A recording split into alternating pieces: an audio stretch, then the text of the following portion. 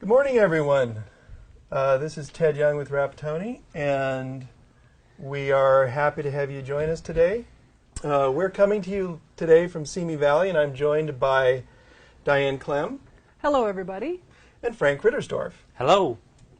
And just to give you an idea of where we are coming from, we've got a picture here. We have a little sound studio, and there we are. I'm in the center, and Diane there on the right with Frank and a couple of our multimedia team, Mark and Sabrina. I'm going to turn it over to Diane right now. Okay, thanks, Ted. So, Frank, let's talk about the version of Magic we're going to be working in today. Thanks, Diane. The version of Magic that we're using for the presentation is going to be 9.28.13. If you have not been upgraded to the latest and greatest, you may see a difference from your version that you work in on a daily basis and the version we're using in this presentation. To ensure the most efficient Magic experience, call our support staff to schedule a free upgrade. And now let's talk about the feature topic of our presentation. The first thing we're going to cover is what is a non-member salesperson and why do we care? Then we're going to talk about tracking a non-member salesperson effectively within the Magic. This is a 3-step process, and we'll go through each step. And then we will touch on sending the counts to NAR. So what is a non-member salesperson? Hey, Diane, why don't you talk a little bit about the dynamics within the broker office? That's a great place to start. The broker's office consists of a broker and any number of licensees who work for that broker. The broker is ultimately responsible to make sure that membership dues are paid for themselves as well as for every licensee in his or her office. Some of those licensees will choose to pay their own dues directly to your association, and by doing so, they become active Realtor members at NAR, and the broker is no longer responsible to pay dues for these people. The remaining licensees who have not paid their dues directly to your association are the non-member salespersons.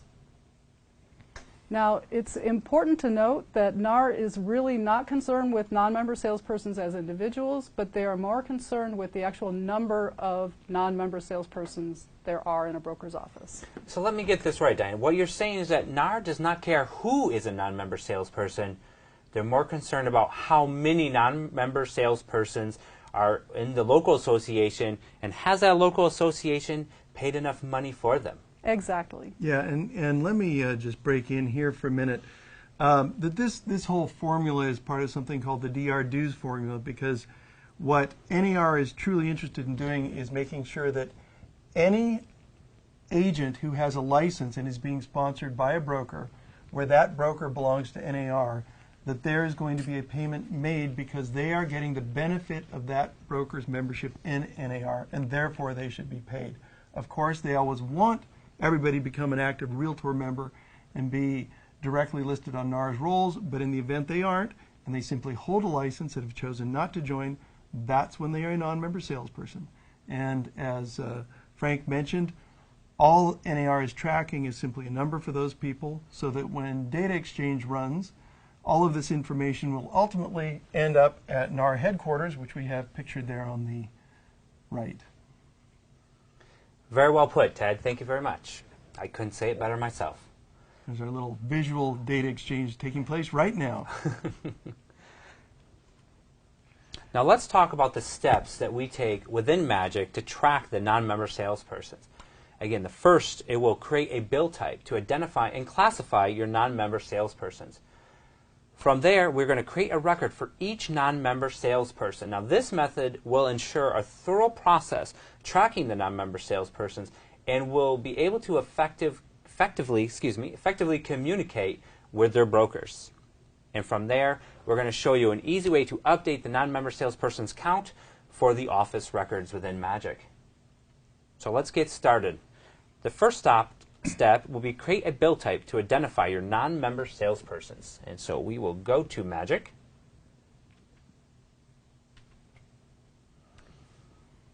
And to start, we are going to go to Managers, Membership,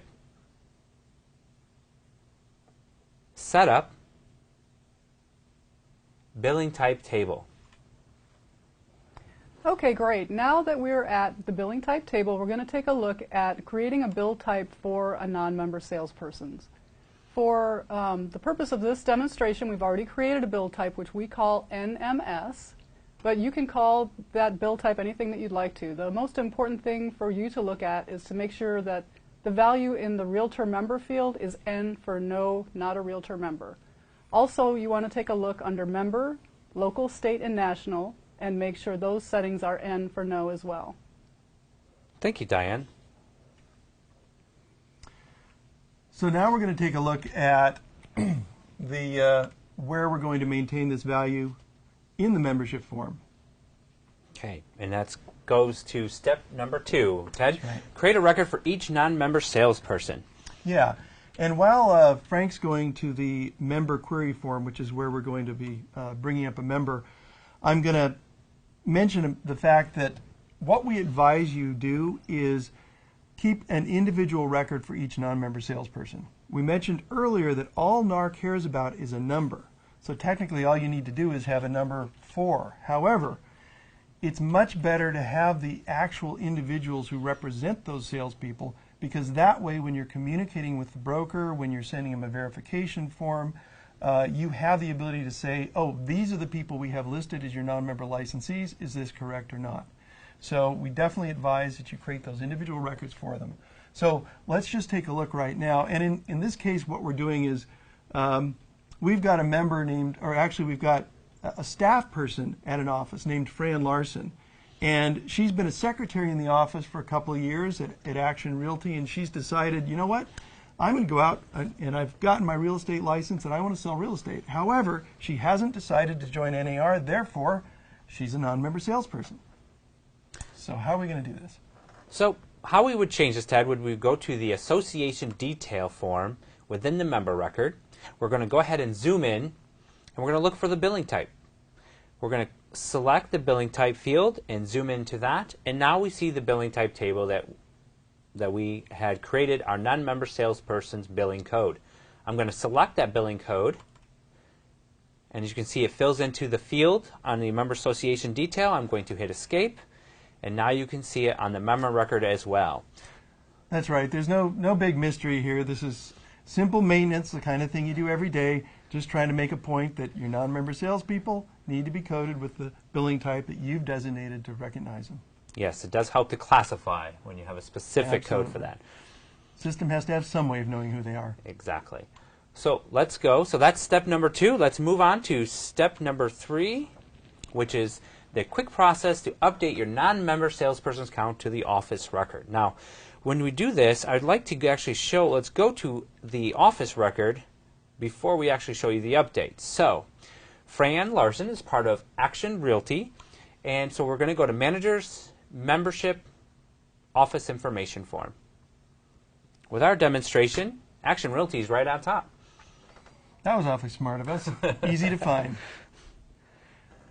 So here we have, if you'll notice, down under the associations area of this form, that on the right side of that we've got a column called Salespersons. And that actually is the number that will be transmitted to NAR.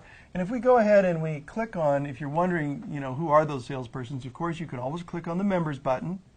And then within there you will see, if Frank brings the cursor over to the billing type column, you'll notice that 4 of these members currently are non-member salespeople. So we've got Sarah Hayes, Maya Jones, Christina Smith, and John Smith. So it's always very easy. See, this is a nice thing if the broker calls and says, hey, how come you're billing me for 3 or 5 salespersons or 4 salespersons? You can very easily go in here and say, well, this is what we have in our records. Okay, so let's go ahead and close this form. Okay, thanks, Ted. And then what we're going to do is now we're going to go to the utility that will update the non-member salesperson count. So we're going to go to Membership, then we're going to go to Utilities, Office, NMS Count Update, which is non-member salesperson's update, count update, and now we see the update. Diane, do you want to tell us a little bit more about the update utility? Sure, Frank, thanks. I'm going to go ahead and just read this verbatim. This program updates the non-member salesperson count in the office association records. All active members for the bill type selected will be included in the total. So we're going to update the counts of your non-member salespersons in the office record. First, we're going to zoom in and select our association. For our purposes, it's ASOC, but you're going to type in whatever your association ID is and click Done.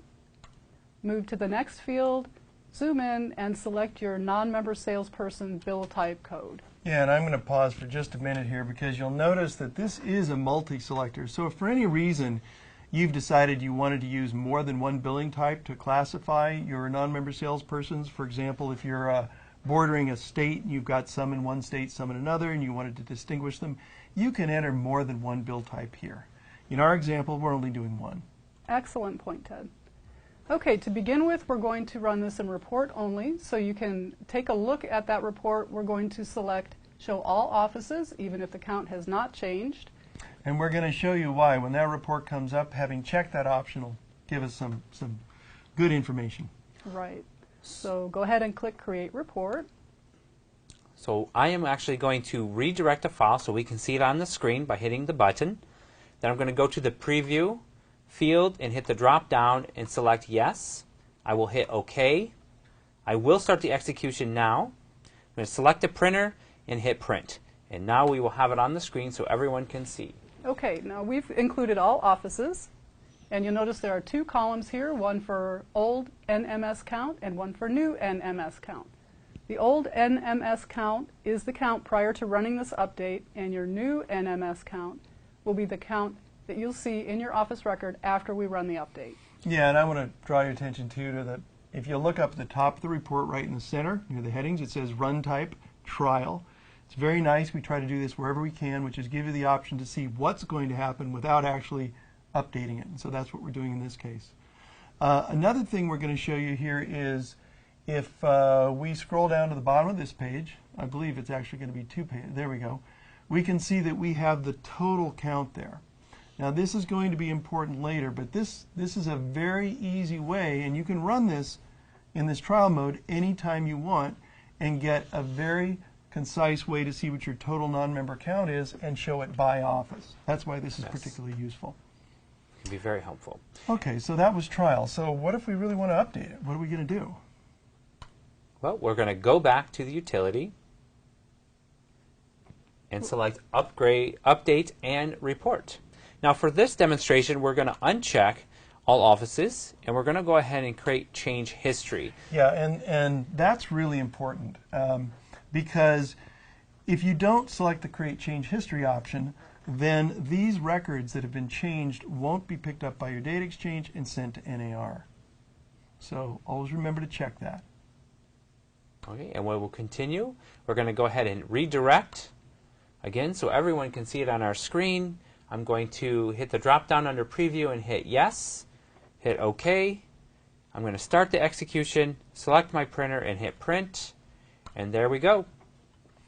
So as it turned out for our example, we're only actually changing the count in one office, but there you see it, Action Realty once again. Exactly.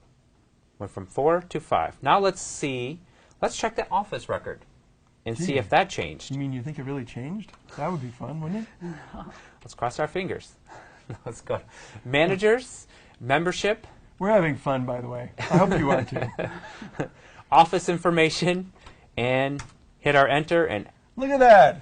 Action Our Realty salespersons. Success. We've got 5 salespersons. That's terrific. I'm not sure I believe it though. So click on the members button. And 1, 2, yep, there are 5. There's 5. And good old Fran Larson taking a step up in the world and joining the ranks of those selling real estate. Good for her. So let's take a look back at our PowerPoint. So that's how we update our non-member salespersons count to the office record. And now we're going to talk about sending this to NAR. Ted, That's right. Well, yeah, and I mentioned it earlier, and you might think, oh gosh, do I have to do something special for this? And the fact is, no. As long as you have selected the Create History button, then the next time your data exchange runs, it's going to see all the offices where that salesperson count changed, and it's going to be sending them up automatically. So really, other than remembering to check that box, there's nothing special you have to do. Okay, now the next thing you're going to want to do is compare your total non-member salespersons counts with the counts that NAR shows. And to do that, you're going to go to realtor.org. You're going to pull up your association information page. You're going to scroll to the bottom and look for daily active counts. And you'll see a blue hyperlink there called non-members. If you click on that hyperlink, you'll see a list of all of your active offices and counts for all non-member salespersons within those offices. So that display that comes up should pretty much match the report that they're able to run from the update. Exactly. That's a very good Show point. all offices. Very good. Thanks, Diane. Now let's summarize. First, we showed you how to create a bill type to classify and identify your non-member salespersons. And then we created a record for each non-member salesperson so we can treat them like people and not just another number. And nobody likes being treated like a number. Exactly. And then we can update the non-member salespersons count for the office record. And that takes us to the questions and answers section of our webinar. That's right. And actually, I have a question before we even get started. In fact, we thought of this in advance, so we have it printed up, which is how often should you perform this non-member salesperson count update? Well, I think NAR's deadline for counting non-member salespersons is March 31st ultimately. However, they do take a look at this on a monthly basis, so you may want to monitor it in a similar time frame.